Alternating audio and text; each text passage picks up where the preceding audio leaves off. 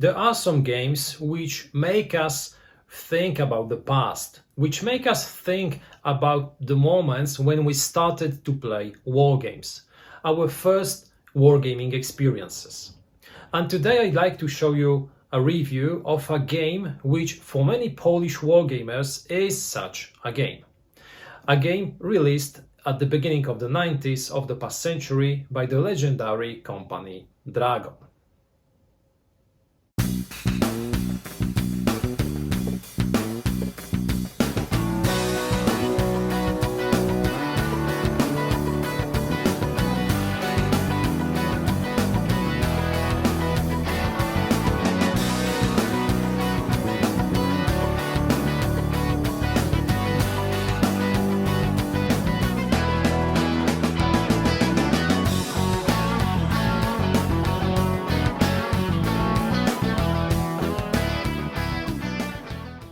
Hello, this is Michel Sorbet and this is a new episode of Wojennik TV.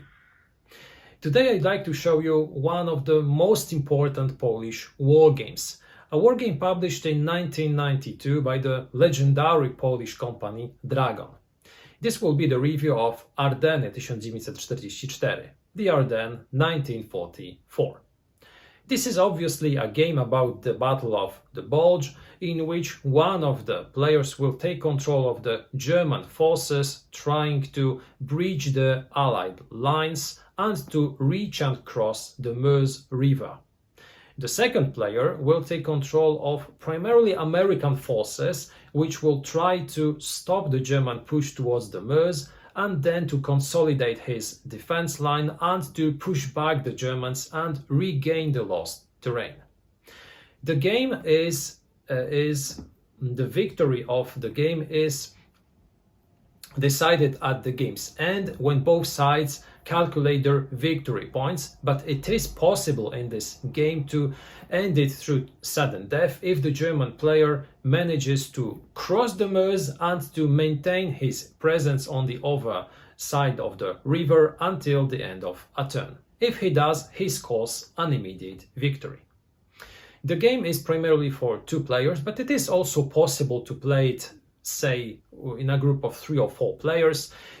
If in this scenario both the players will control a certain amount of forces or maybe they will control a certain area of the front line.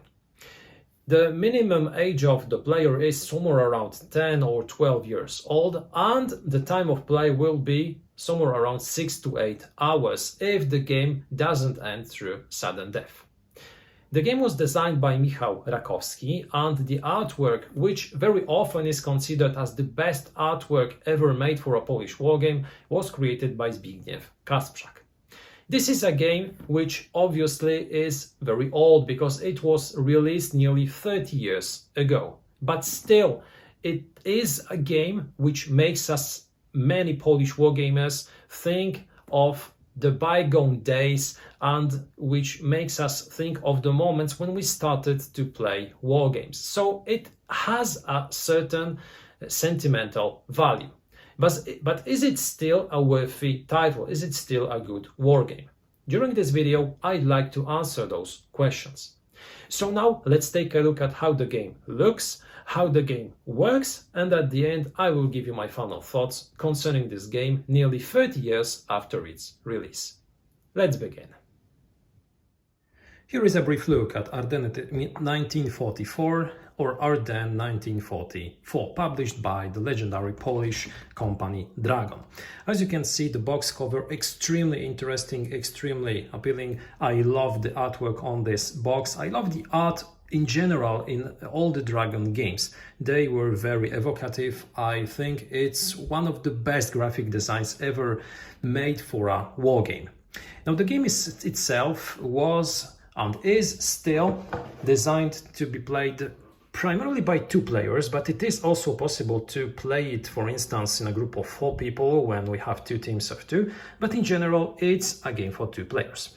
One of them will take control of the German forces consisting of Wehrmacht and SS units trying to break through the American or the Allied defense line and to rush to the Meuse. The Meuse River is at the western part of the board. As you can see, it enters from hex A28, from the A28 column, and it is somewhere around the western edge of the map.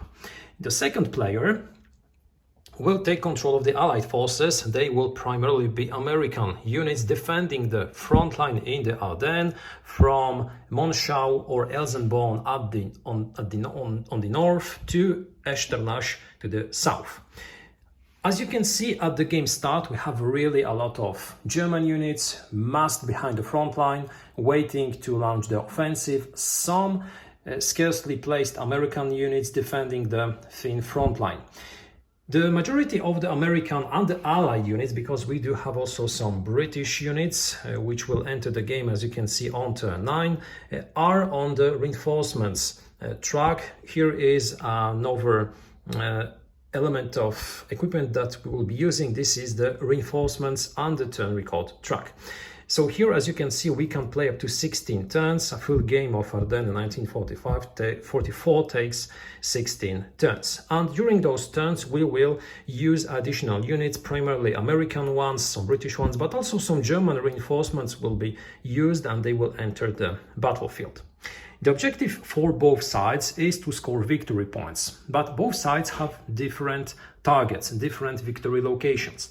Now, in order to see them better, I have placed small white dice indicating the American objectives. Each of them scores 1 victory point at the game's end. So, for instance, Clerves or Wiltz or Bastogne, of course, Dietrich or Echternach will score victory points for the American player.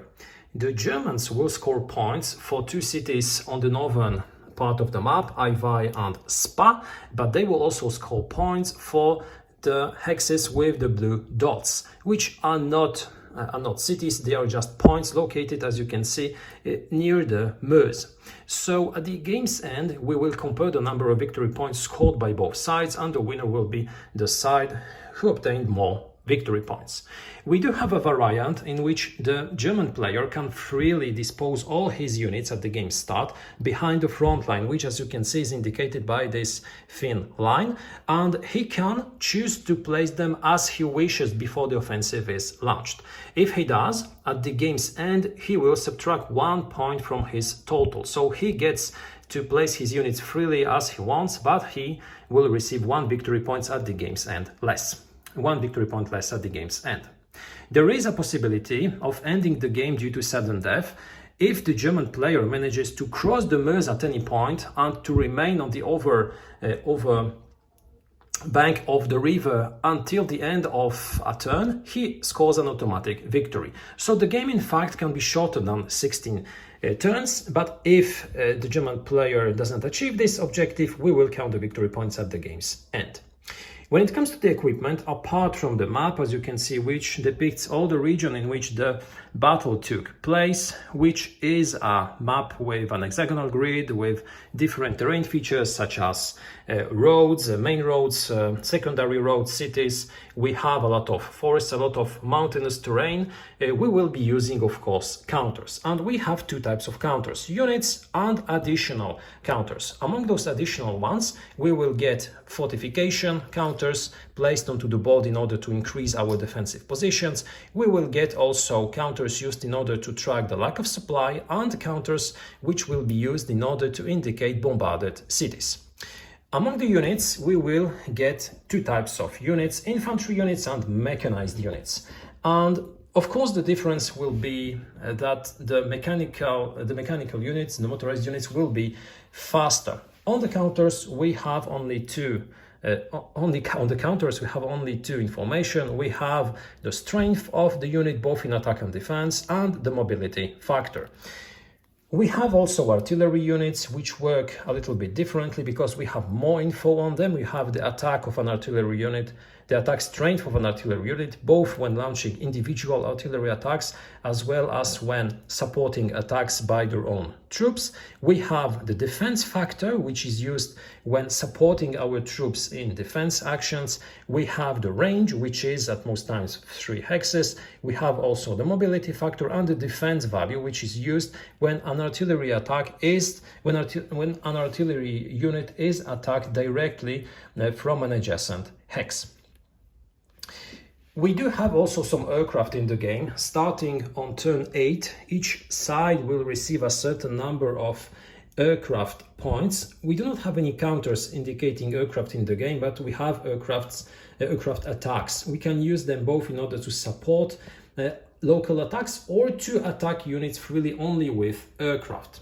The Americans additionally have also strategical bombers which can attack specific hexes, and if they decide to attack cities, they can also place rune tokens which will hinder movement. The game itself is played in a series of turns. As I said earlier, we can have up to 16 of them, and during those turns we will be playing in accordance to the turn order, which includes 7 phases. The first one is the supply phase, during which we will verify the supply of each and every unit on the map. The supply source for German units is the eastern side of the map, and for the Americans, or rather for the Allies, it's the 3 other sides, the western, the southern and the northern side of the map. In order for a unit to be in supply, we have to trace supply from a supply source, so from a hex which is at the edge of the map. We have to trace a supply line from the supply source up until the unit.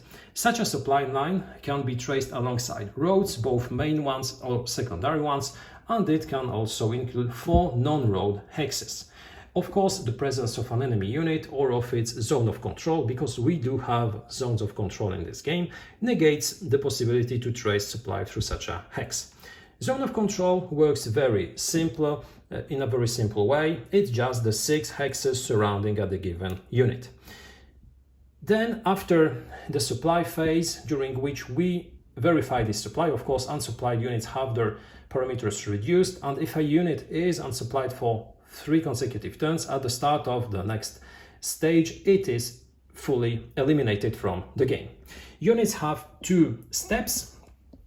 The exception are the artillery units, which have only 1 step. A unit which takes a loss is flipped over, and if it takes another step loss, it is removed from the board. After the first phase, so after the supply phase, we have the movement phase of the German units. Here, nothing unusual. We just move the units. We can move them using stacks. We can move them individually. We do have to take into consideration enemy ZOCs. We spend movement points in accordance to the movement chart, which tells us how many points we have to spend in order to enter a hex or to cross, for instance, a stream or a river. After this phase, we can construct fortifications. It's the German player who can construct them. If he decides to do so, he places the fortification counter, which increases his defense parameters during a defense action. Then he can launch attacks using both his troops, which are adjacent to enemy troops, as well as using aircraft or artilleries in separate attacks or used as a support.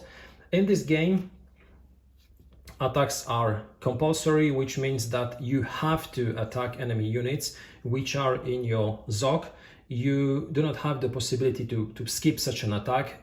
Even if the odds are very small, you have to launch such an attack. The exception is the situation when you are inside fortifications, so this is another reason why you should sometimes decide to raise them in order to avoid suicidal attacks. Attacks are resolved in a very simple way. We sum the force, the power of the attacking units. We then sum the defense units, the defense factor of the defending units. We add supporting artillery fire or aircraft fire. We add the defense value of supporting artillery or aircraft, and we obtain a certain odds, which then is used to determine a column, which will tell us where to search for the result of the battle. Odds can be from 1 to 4 up to 10 to 1. There are some shifts due to leaders which are another type of counter present in the game, for terrain type where the defender is located, also for the concentration of division, because in this game, if during a given combat the whole division is engaged, we can receive a shift thanks to the better coordination of units taking part in such an action. So especially the German player at the game start, who has all its units grouped in divisions on specific hexes, it will be a useful thing. Finally, we roll a die, we verify the results. The results can be step losses, can be retreats. Here, nothing unorthodox. We just reduce units. We also retreat. We can pursue. The exception are artillery units, which cannot be used during pursuit. Of course, we can move them during our next movement phase.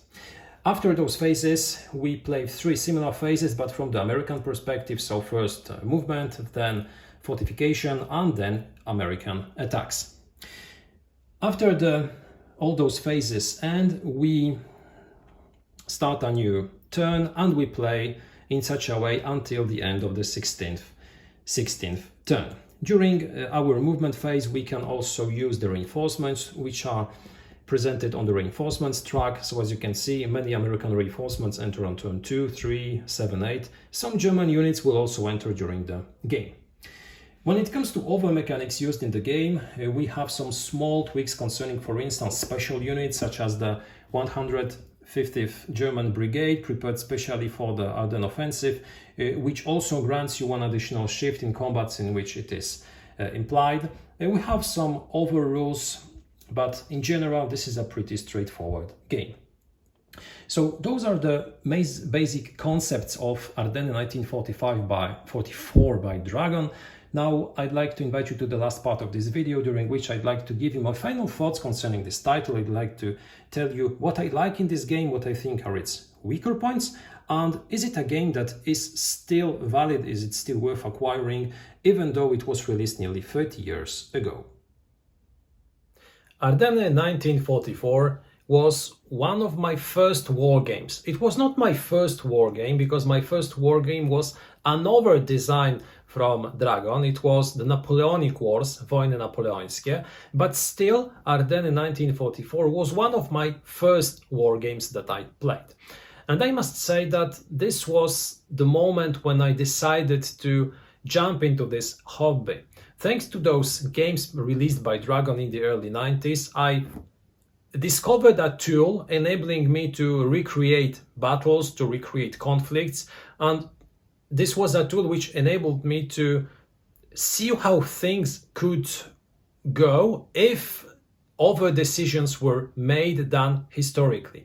And this is, in my opinion, one of the strongest points of war games overall.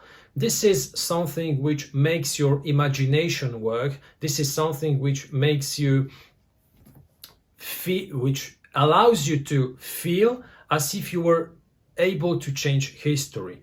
And this is all the power which lies in war games. It enables you to recreate conflicts, maybe seeing if things could have went otherwise, if other decisions were made. And such games as the Napoleonic Wars, as Crete 1941, as Ardennes 1944 were tools which I very enjoyed as a small kid. I was only 12 or 13 years old at that time, and believe me that before internet was created, this was one of the only sources through which I could read about those epic battles and recreate them on a board. So this was somewhat magical to me, and I loved the theme, I loved the idea, and I decided to jump into this hobby, and here I am after 30 years still in the same place. So Ardennes 1944 is a sentimental game for me, and not only for me, because this is a game which for many Polish wargamers was one of the first war games ever played. And many contemporary Polish wargamers who discovered later GMT games titles, Compass Games titles, or other ones still enjoy playing old Dragon games due to this sentimental feeling. But being sentimental is one thing. Is this game really a good design which is worth playing after nearly 30 years? So firstly, I'd like to say what I like in this design, what I think are still its strong points after 30 years. The first thing is the quality of the components that we receive. Now, I have showed you my copy of the game, which is nearly 30 years old, obviously, and I believe it's still in a good shape. The map is still quite in a good state. The counters they weren't glued extremely well, but I still believe that they are okay. Many Polish wargamers say that this game is really very old, and we can instantly tell it by looking at the counters. And this counters artwork is, in their opinion, an old one, an old school one, and contemporary ones are much prettier. I must say that I still like the artwork in the game. I like the fact that just as we do receive it in Victis games released by the French company, we have the silhouettes on the counters. And I prefer this from the NATO symbols. I understand that NATO symbols are standard ones. It's easier to understand what type of unit we have. But I really enjoy the tank silhouettes, I really enjoy the infantrymen represented, the paratroopers represented on the counters. I think it's more thematic, it's more pleasant, it's prettier in my opinion. And looking at those counters, even after almost 30 years, I must say that I still enjoy the artwork. Adding to this, the excellent box cover of the game created by Zbigniew Kasprzak, I must say that the artwork of the game is still very, very good. The map is not as good as the counters. It is quite easy to understand. It is very easy to be read, but it is really an old school map. It is not the same standard as we receive maps nowadays. Still, I think it's extremely functional because it's not very clumsy. We do not have a lot of terrain features. Looking at a hex, we instantly see if this is a forest, if this is maybe a rough terrain or a hill. And having less terrain in this game makes the game easier to be played because the Ardennes terrain, the entire sector where the Battle of the Bulge took place, is a very dense sector. We have a lot of woods, we have a lot of hills, we have a lot of terrain feature. But in this game, it's very simplistic. We have only a few types of terrain, and this increases the ease of play, which in my opinion is an extremely good idea. When speaking of rules, the rules for Ardennes 1944 were printed in a big-sized rule book, which is even bigger than an A4 standard format, and those rules aren't extremely complicated. We do not have a lot of exceptions, a lot of specific rules. We have some examples which allow you to better understand how some mechanics work. I think it's a good rule book. If we compare it to rule books released by Polish companies in the years later, I think it's a very good rule book. It's not overly complicated. It's logical. You have all those paragraphs. You have this numeric system which allows you to find rules. So no ambiguities, not a lot of ambiguities, no contradictions, no things which are transported from other games in the copy-paste mode. So this is a good rule book which allows you to very quickly understand how the game works, and then which allows you to find some specific rules if you want to check something during gameplay. So because this game is not overly complicated, you will be spending a lot of time playing, thinking about your moves during the game, thinking about your strategy, and not consulting specific rules. This makes the game quite simple because you do not receive a lot of mechanics. You have the simple the simple turn sequence. You have a quite simple attack resolution system, but it doesn't make the game very, very simple, and too simple to think of it as as a war game which is not extremely which is not very detailed, in the way that it's not representing the battle as it went in a suitable way. It still has some elements which makes you think of the Battle of the Bulge, which enables you to recreate the battle as it went. So using simple mechanics, the same thing was achieved than in other Bulge games, in which you have a lot more games, a lot more rules, a lot more complexity. What I like in the game is it's dynamic, it's the situation, which makes almost all the Bulge games so interesting. Because I often say that we do not need more games about Normandy, we do not need more games about Stalingrad, Midway, and about the Bulge. We have plenty of them. But the reason why this topic is so popular is the fact that this is an extremely interesting strategical situation. We have an initial aggressor, which is obviously the German Wehrmacht and associated with the SS formations, which tries to break through the American lines, then to reach the Meuse, to cross it, to secure a bridgehead. Then we have the Americans, who defend at most times very long, and then building forces on the rear, they launch a counter strike trying to reoccupy the terrain which was taken by the Germans. This makes for an interesting topic for a game, because in many war games we have only one attacker, one defender, and at the end we see if the attacker managed to secure some victory points or breach through the defense line. Here it's different, because the Germans will try to push forward, will try to breach the American lines, cross the Meuse, and score an immediate victory. But if they don't, the game ends at the game's end by a victory point calculation. And here the Americans cannot just rely on blocking the Germans. They have to counterattack, they have to retake lost terrain. This means that both sides will both attack and defend in the game, which makes it really interesting, which makes it extremely dynamic. The moment when the Germans decide to stop their offensive, or when the Americans decide to launch their offensive, is the moment when the game changes, when the roles between the players change in the game. And this makes the game and all the Bulge games in general extremely interesting, because it allows both players both to attack and defend.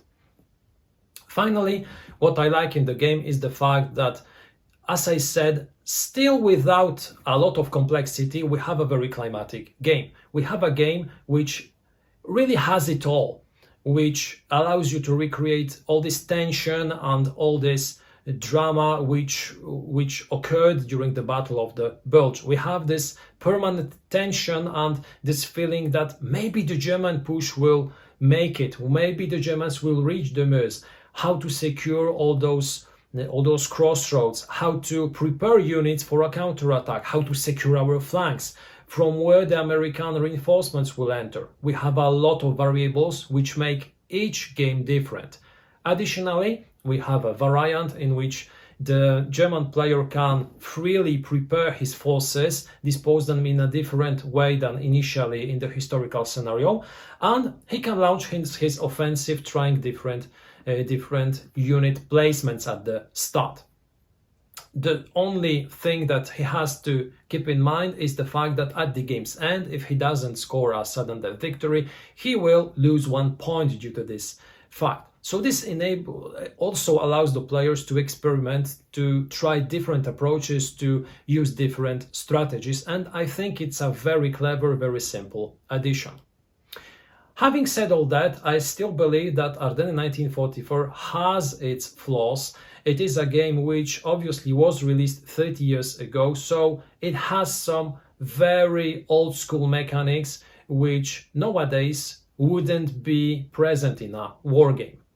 So firstly, when looking at the game, I already said that looking at the map, you already see that this is an old game. But if you see that the counters were glued, you instantly think of old war games, because this is how old war games were made.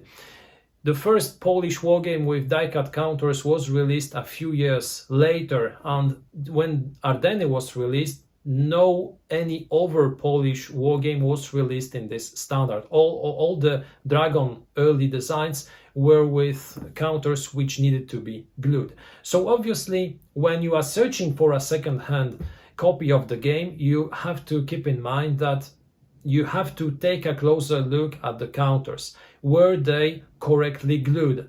In what condition are they? This is a game which is out of print nearly 30 years, so it's difficult to find a copy. But still, we have some copies somewhere sometimes. It's possible to acquire one, but if you're searching for one, you should definitely take a look if it's complete and what is the quality both of the map and of the counters. Secondly, as I said earlier, this is a long game, because this is a game which can drag for 6 or even 8 hours if it doesn't end due to sudden death victory. So you still have to have a lot of time to finish the whole game. It's a dynamic game, it's an entertaining game, but it can drag a lot, especially that during your opponent's turns, you will not be filling in the game. This is a standard I go, you go game. When your opponent activates all his units on the map, you won't be doing anything. You do not have any reaction opportunities. You cannot react move, you cannot react fire, you cannot do anything. You just wait for him to end his activations. Maybe you should take a look at how he moves in order to be sure that he doesn't interpret some terrain differently than you would, or that he spends his movement points correctly. But besides that, you won't be active during 15 to 30 minutes when he does his activation. So this is an old school approach. Nowadays, players have some options during your opponent's activations, or we have the cheat pool system in which we will be activating units in accordance to the way the cheats are pulled. I go, you go games are quite old school. This is not the way that games are designed. Sometimes they are, but it's not the dominant way right now. Thirdly, we have some very bizarre rules in the game. We have some very old school rules. For instance, rules governing artillery combat. Artillery combat is designed in such a way that if you are solely attacking with artillery, the probability of hitting a big stack of enemy units is smaller than if you attack one single unit present on a hex. This is due to the fact that artillery fire is resolved using the same combat resolution table. This is an archaic way of doing things. This is something which is quite bizarre nowadays. Maybe at the time the game was released, this was quite acceptable, but nowadays such a mechanics is just bizarre. It shouldn't be used, it shouldn't be present in a wargame. We have some blank elements in the rules, because for instance we have rules governing supply, tracing supply. It's not clear if you can trace supply using only contiguous hexes containing roads, or is the fact that you have a hex with a road is sufficient. Even if two hexes with roads aren't connected, it's not strictly written in the rules how to interpret it. So when playing the game, you will have to make some house rules with your opponent. Having said all that, Ardennes 1944 is, in my opinion, still a very interesting game. It's a game which even can be used in order to introduce wargaming to a new friend, which can be used to play a game using the I go, you go system with a nice dynamic, using quite nice components, quite old school components. If you do not mind playing long games with not overly complicated rules, Ardennes 1944 might be interesting, especially if you want to see how war games looked at the beginning of the 90s in Poland. This is one of the best examples, this is one of the best designs at that time, and a real travel to the past, a real tribute to those men who designed those games and who enabled a lot of us to enter the wargaming hobby. This was the review of Ardeny 1944, the Ardennes 1944, released by Dragon. Thank you a lot for watching this video. I invite you also to take a look at our other videos and to take also a look at our Facebook and Instagram accounts. I wish you a terrific day and see you next time.